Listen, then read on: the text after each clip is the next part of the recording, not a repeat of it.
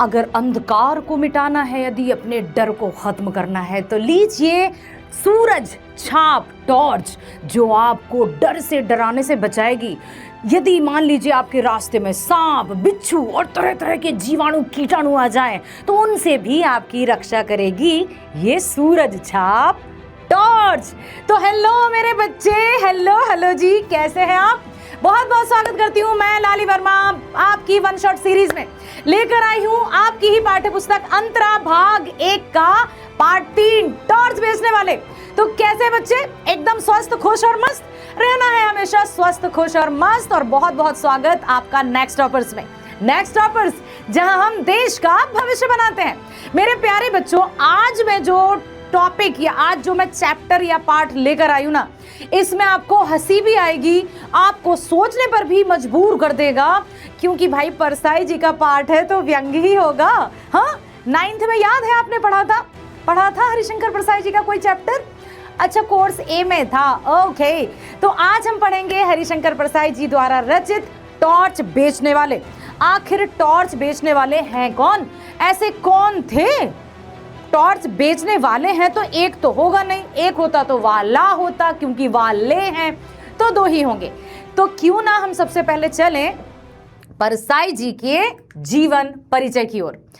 परसाई जी का हिंदी साहित्य में एक अपना अलग ही स्थान है। और देखते हैं, परसाई जी का जन्म हुआ 22 अगस्त सन 1924 को मध्य प्रदेश के होशंगाबाद जिले में, ठीक है, जो कि अब नर्मदापुरम कहलाता है, और जिला होशंगाबाद में जमानी गांव में। ठीक है, कब हुआ बेटा? सन 1924 में। अब इनकी जो प्रमुख रचना है, देखो, कहानी संग्रह हंसते हैं रोते हैं जैसे उनके दिन फिरे, भोलाराम का जी, उपन्यास भी इन्होंने लिखे, रानी नागफनी की कहानी, तट की खोज, निबंध संग्रह भी लिखे भाई। तब की बात और थी, भूत के पांव पीछे। अच्छा, तो इनकी रचना के बाद ही हमें पता चला कि जो चुड़ैलन या भूत रहते हैं ना, उनके पांव पीछे की तरफ रहते हैं। हाँ, पगडंडियां का जमाना, सदाचार का तावीज, शिकायत मुझे भी है, और अंत में व्यंग संग्रह, वैष्णव की फिसलन, तिरछी रेखाएं, ठिठुरता, गणतंत्र, विकलांग और श्रद्धा का दौर। प्रमुख सम्मान देखिए, सबसे पहले मैं थोड़ा सा आपको व्यंग पर बताना चाहूंगी कि ये जो इनके व्यंग है ना, व्यंग संग्रह, वास्तव में प्रेमचंद के फटे जूते था क्लास 9th में, कोर्स ए में। उसमें भी आपने सुना ही होगा कि कितने बेहतरीन तरीके से उन्होंने व्यंग्यात्मक तरीके से ये प्रेमचंद के ऊपर पाठ की रचना की थी। लेकिन लोगों को लगा कि भाई परसाई जी को प्रेमचंद जी के फटे जूतों पर पाठ लिखने की जरूरत क्या पड़ गई? वही तो है कि क्योंकि जो हम नहीं सोच सकते वही तो वो सोचकर लिख भी डालते थे। अब वैष्णव की फिसलन, तिरछी रेखाएं, ठिठुरता हुआ, गणतंत्र तो हो गए, लेकिन गणतंत्र अभी भी ठिठुरा क्यों है? आजादी के 70-80 सालों बाद भी हम उतनी अपने आप को आजाद महसूस क्यों नहीं करते? फिर है प्रमुख सम्मान, साहित्य अकादमी पुरस्कार, विकलांग श्रद्धा का दौर के लिए, शरद जोशी सम्मान मध्य प्रदेश सरकार द्वारा, निधन 10 अगस्त सन 1995। तो सन 1924 से 1995 आपका जीवन काल रहा। अब यहां है 2 दोस्तों की कहानी, ठीक है। तो थोड़ा सा मैं आपको बता दूं कि ये जो हैं दोनों दोस्त, वो आपस में पक्के दोस्त थे। तो एक जो पहला वाला दोस्त नाम तो नहीं दिए, दोस्त 1 और दोस्त 2, ठीक है। इनको हमेशा यही था, अच्छे से सुन लो ताकि चैप्टर आपको बिल्कुल आसानी से समझ में आ जाए। 2 दोस्त थे, सबको यही था, मतलब दोनों को ये था कि यार पैसा कैसे उत्पन्न किया जाए, पैसा कैसे कमाया जाए। वो देखते हैं लोगों को इतना पैसा, ऐसे घूम रहा है, ऐश कर रहे हैं, बड़ी बड़ी गाड़ियों में जा रहे हैं, तो उन्होंने भी सोचा यार हम कैसे पैसे कमाएं, पैसा कैसे उत्पन्न किया जाए। बड़े चिंतित। लेकिन एक बार जब वो बैठे तो उन्होंने कहा एक काम करते हैं, हम अलग अलग दिशाओं में जाएंगे, पैसे कमाएंगे, कुछ तो जुगाड़ लगाएंगे, जुगाड़। तो बोले कि दूसरे ने कहा कि नहीं दोस्त, अपन एक साथ चलते हैं। तो पहले ने कहा नहीं, एक साथ जाएंगे तो अपनी किस्मत टकराने के कारण हो सकता है किसी की किस्मत अच्छी हो, किसी की खराब, तो उस खराब किस्मत के कारण वो अच्छी किस्मत भी ऐसी बुझ सी जाए, इसलिए अलग अलग जाएंगे, साथ नहीं जाएंगे। लेकिन ये वादा करते हैं कि 5 साल बाद इसी स्थान पर हम मिलेंगे, कि 5 साल बाद हमने क्या क्या किया। तो ऐसा हुआ। तो फिर वो आते हैं, लेखक से पहले उसकी बातचीत हुई कि भाई क्या हुआ, दाढ़ी माड़ी बढ़ा ली है। तब लेखक को पहले वाले दोस्त ने ये बात बताई। फिर 5 साल बाद वो वहाँ गया, लेकिन दोस्त तो नहीं आया, तो वो ढूंढने निकल जाता है। तो फिर पता चलता है कि एक साधु सज्जन बहुत अच्छे से बैठे हुए हैं और बड़े बड़े प्रवचन दे रहे हैं कि अपनी आत्मा के अंधकार को मिटाइए, परमात्मा को अन्यत्र कहीं ढूंढने की या खोजने की आवश्यकता नहीं है। परमात्मा तो हमारी आत्मा में ही विराजित है। अपने मन के चक्षुओं को खोलिए जो कि बंद है, उस अंधकार को मिटाइए, और उसको मिटाने का उपाय मैं आपको बताऊंगा। इस तरह से एक साधु संत बैठा हुआ है, और जो पहला मित्र है वो सूरज छाप टॉर्च बेचता है। तो सूरज छाप टॉर्च बेचकर तो उसको इतनी आमदनी नहीं हुई, लेकिन जब उसने अपने दूसरे दोस्त को देखा, क्योंकि वो तो देखते ही पहचान गया। तो बड़ा मजेदार ये चैप्टर है, पढ़ते हैं। ठीक है, क्या लिखा है? टॉर्च बेचने वाले हरिशंकर परसाई जी की है व्यंग रचना। इसमें लेखक टॉर्च बेचने का कार्य करने वाले 2 मित्रों के माध्यम से बताया कि दोनों में से एक टॉर्च बेचता हुआ किस प्रकार की संतों की वेशभूषा धारण करके ऊंचे सिंहासन पर बैठकर आत्मा के अंधेरे को टकराने वाली टॉर्च बेचना आरंभ करता है, अर्थात प्रवचन करता बन जाता है। वो कोई टॉर्च नहीं बेचता, वो मन के अंधकार को मिटाता है, एकदम संत साधु प्रवचनों के माध्यम से। ठीक है, यहां तो ये हो गया। और दूसरा दोस्त उसके लाभप्रद धंधे को देखकर आश्चर्यचकित रह जाता है और उसका धंधा अपना लेता है। इस प्रकार समाज में ठगने भरमाने का गरिमामय धंधा, ठगने और भरमाने का मतलब लोगों को उल्लू बनाना, लोगों को मूर्ख, या कहें कि जनता भी जब कुछ समझ में नहीं आता तो किसी की भी बातों में आ जाती, अंधविश्वास से भरी हुई है। शिक्षा है, एजुकेशन है, लेकिन आज भी बहुत से लोग अंधविश्वास में अपने आप को झोंकते चले जाते हैं, और कुछ ऐसे ठगी लोग रहते हैं जो ठगते रहते हैं। लेकिन ठगेगा कौन? ठगने के लिए कोई तैयार होगा तब तो लोग ठग पाएंगे। बुद्धू कौन बनाता है किसी को? बुद्धू बन रहा है इसलिए लोग बना रहे हैं ना। तो ठीक वैसा ही हुआ। लेखक को बहुत दिनों बाद चौराहे पर टॉर्च बेचने वाला मिला। उसकी वेशभूषा बदली हुई, तो उसने लंबा कुर्ता पहना, दाढ़ी बढ़ा रखी। तो लेखक ने पूछा, अरे क्या हो गया है ना, तुम मतलब ऐसा क्यों लग रहे हो आज, क्या हुआ, ऐसा कैसे, क्या? वह लेखक को बताता है कि उसकी आत्मा में टॉर्च रूपी प्रकाश फैल गया है। उसके आगे सूरज छाप रूपी टॉर्च व्यर्थ है। लेखक को लगता है कि वह दुनिया से तंग आकर संन्यास ले रहा है। तो वह लेखक से कहता है कि ऐसा कुछ नहीं है, घटना ने उसका जीवन बदल दिया।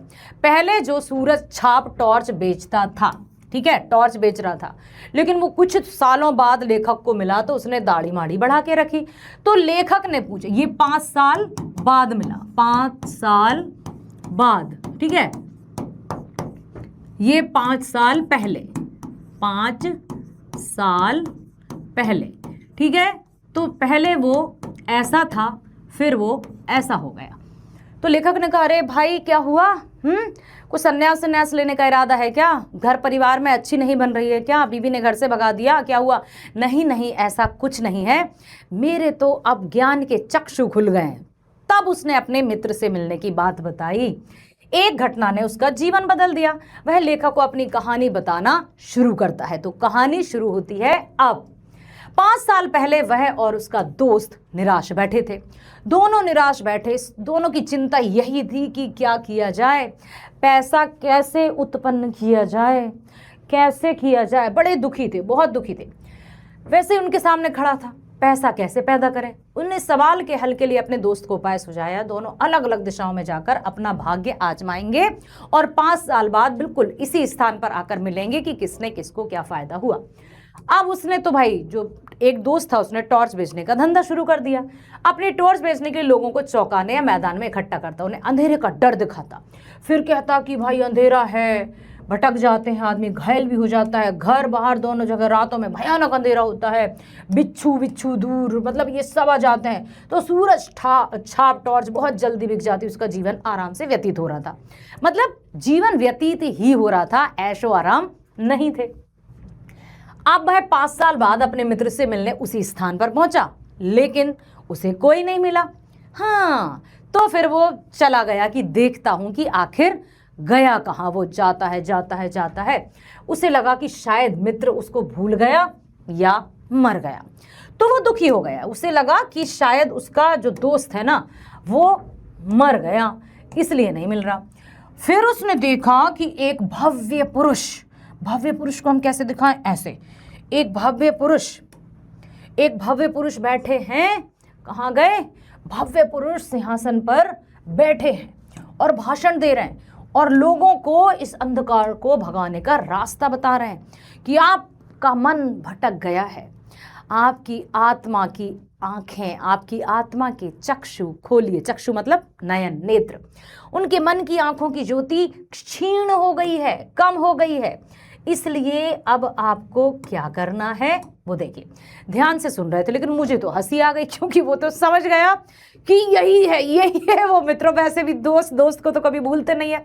अब जैसे अभी तो हम इतने बूढ़े नहीं हुए हैं कि हम अपने दोस्तों को भूल जाएं, लेकिन फिर भी कितने भी साल बाद यदि अपने दोस्तों को मिलेंगे ना, तो उनको पहचान ही जाते हैं, उनकी आदतों से, उनकी बोली के तरीके से, उनकी हरकतों से। तुम भी ऐसे ही करोगे, देखना। तो जब उसने देखा तो वो उसको हंसी आ गई कि अच्छा ये क्या बता रहा है भाई, ये साधु तो पहुंचा हुआ साधु लगता है। उसको हंसी आ गई। अंत में उन भव्य पुरुष ने कहा कि तुम लोगों को इस अंधकार से बिल्कुल भी घबराने की आवश्यकता नहीं है। अंधकार के साथ ही प्रकाश की किरण होती है। जहां अंधकार है वहां प्रकाश है, जहां अज्ञान है वहां ज्ञान है। ऐसे करके प्रवचन दे रहे थे।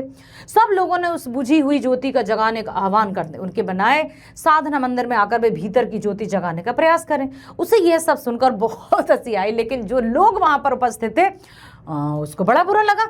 उनको बड़ा बुरा लगा। बोले, अरे तुम यहाँ क्या साधु बाबा को हंस रहे, जाओ यहाँ से जाओ। भगा दिया।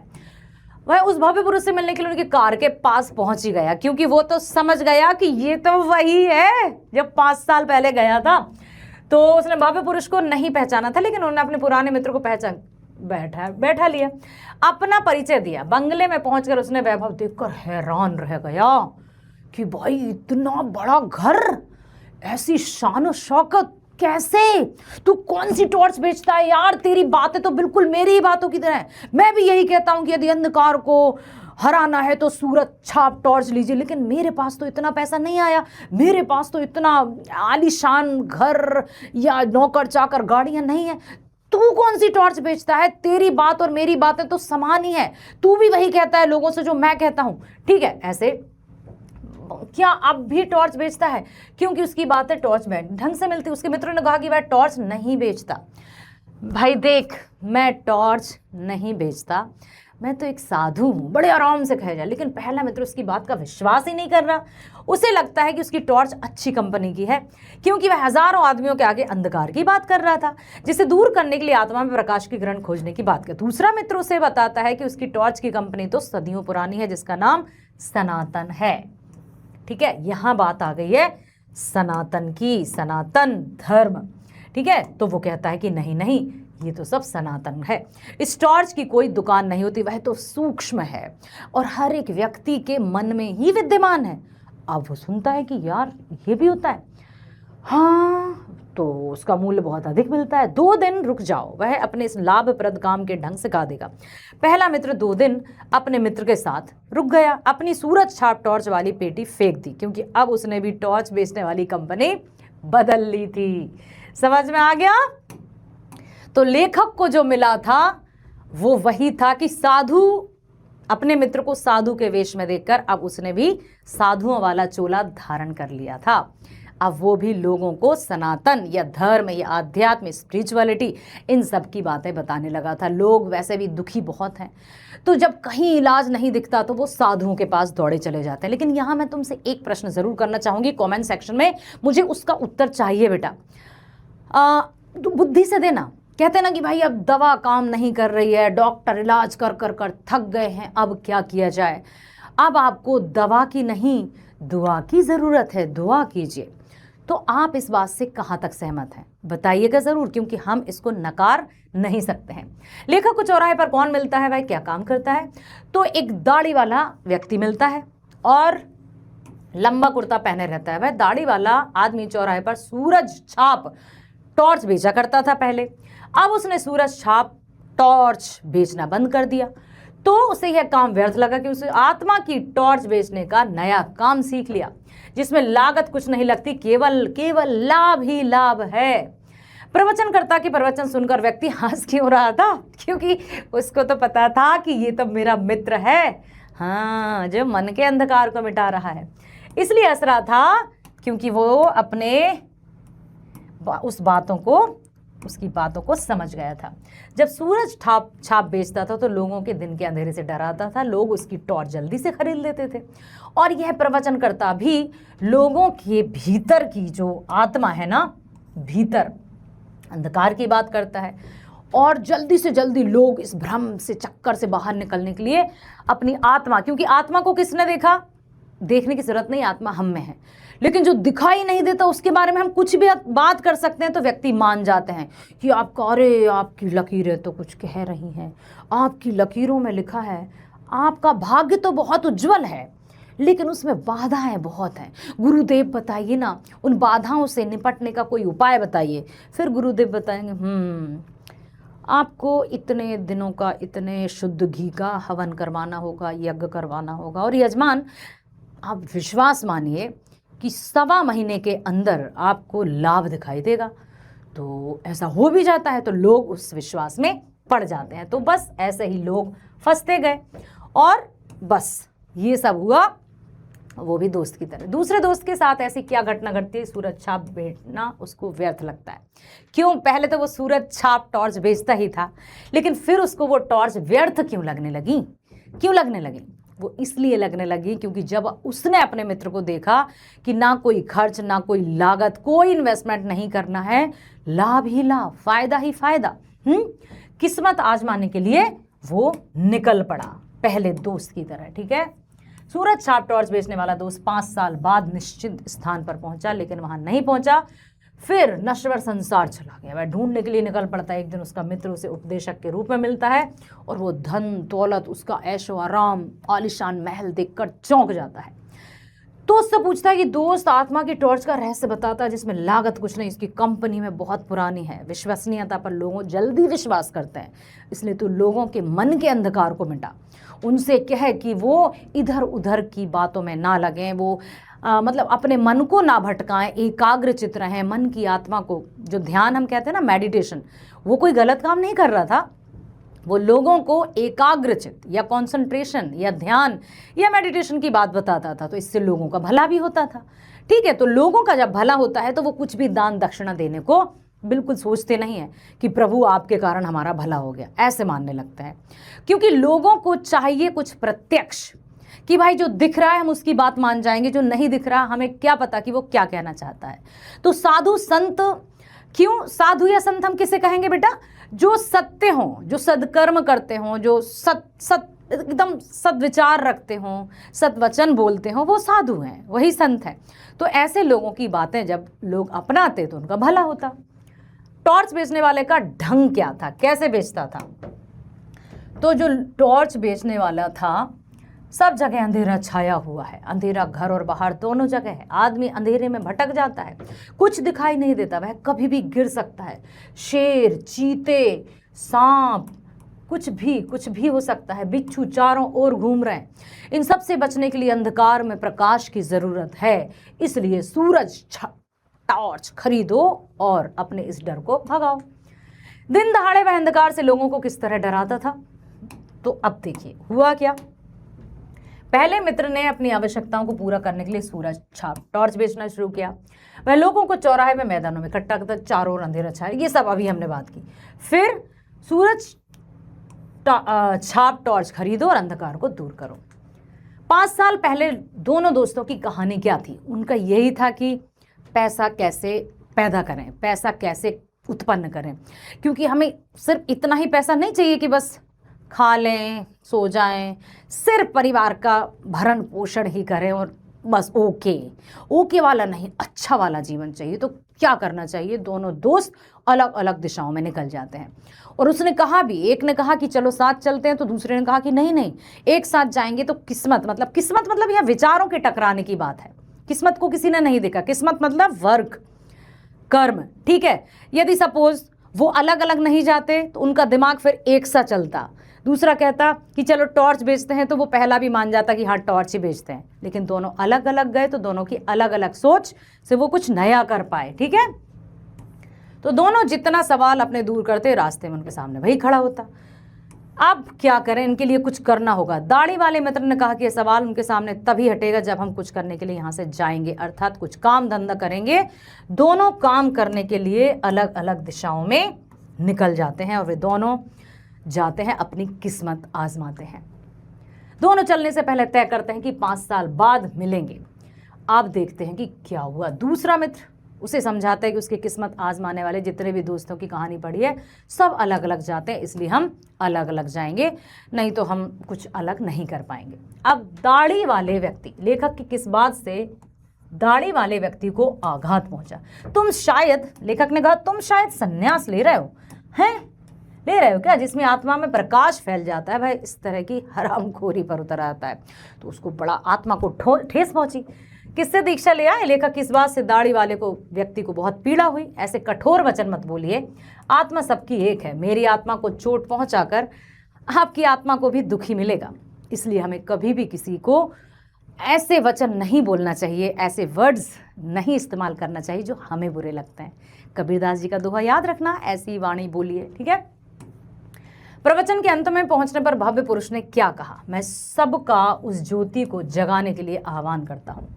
अंतर में बुझी उस ज्योति को, मतलब खुद को पहचानो, अपने आप को पहचानो, ईश्वर हमारे मन में ही है। इस तरह से वो बिल्कुल शाश्वत ज्योति, मतलब अलौकिक ईश्वर, अलौकिक शक्ति कहेंगे हम इसको। अलौकिक मतलब जो इस लोक में नहीं है, अलौकिक शक्ति, ठीक है। ऊर्जा, वो सब, ये सब क्या है, ऊर्जा क्या है, ईश्वर जिसको हम कहते हैं। हमारे साधना मंदिर में आपका उस ज्योति को अपने भीतर जगाओ। तो इस तरह से लोग उसकी बात भी मानते हैं और उनका भला भी होता। भव्य पुरुष ने लेखक को कब और कैसे पहचाना। भव्य पुरुष जब अपना प्रवचन समाप्त करके मंच से नीचे उतरकर कार में बैठ रहे, तब लेखक वहीं पास में खड़े बड़ी हुई दाढ़ी के कारण पहचान नहीं सके, लेकिन दाढ़ी वाले भव्य पुरुष ने लेखक को तुरंत पहचान लिया और कहा कि आओ आओ गाड़ी में बैठो, मैं बताता हूँ।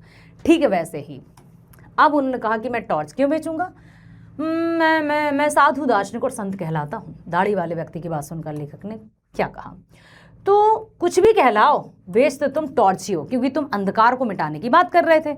मैं भी तो सूरज छाप टॉर्च बेचता हूँ, मैं भी बिल्कुल वैसे ही बोलता हूँ जैसे तुम बोल रहे थे। वो हंसता है कि नहीं, तुम्हारे और मुझ में, मेरे कार्य में और तुम्हारे कार्य में तो ज़मीन आसमान का फ़र्क है। तो बोले क्या बताओ, तुम जैसे लोगों के लिए हमेशा ही अंधकार छाया है। बताओ, तुम्हारे जैसे किसी आदमी ने हज़ारों में कभी यह कहा है कि आज दुनिया में प्रकाश फैला है? कभी नहीं कहा। क्यों? इसलिए कि उन्हें अपनी कंपनी का टॉर्च बेचना है। मैं स्वयं भरी दोपहरी में लोगों से कहता हूँ कि अंधकार छाया है, बता किस कंपनी का टॉर्च बेचता है, ऐसे करके पूछने लगे। तो भाई ये रही कि किस तरह से उन्होंने व्यंग के माध्यम से हमें समझाया है परसाई जी ने। याद है उनका जन्म 1924 से 1995, ठीक है। उन्होंने यही बताया है कि भांति भांति तुलसी इस संसार में भांति भांति के लोग, तरह तरह के लोग हैं, है ना। हमें कब कैसे क्या करना चाहिए वो हमें मतलब बताना चाहते हैं कि लोग किस तरह से टेढ़ी उंगली सीधी, मतलब हर तरह का प्रपंच अपनाते हैं और बस पैसे कमाने में जुटे हुए हैं, धन संपत्ति एकत्र करने में लगे हुए हैं। अब इसकी सीख क्या है? सीख यही है कि जब हम अपने कार्य को पूरी लगन, श्रद्धा और समर्पण के साथ करते हैं, है ना, पूरी तरह से फुल्ली कंसंट्रेट होकर करते हैं तो हमें कार्य में सफलता अवश्य मिलती है। तो मेरे प्यारे बच्चों, बने रहो हमारे साथ। बाय बाय, धन्यवाद।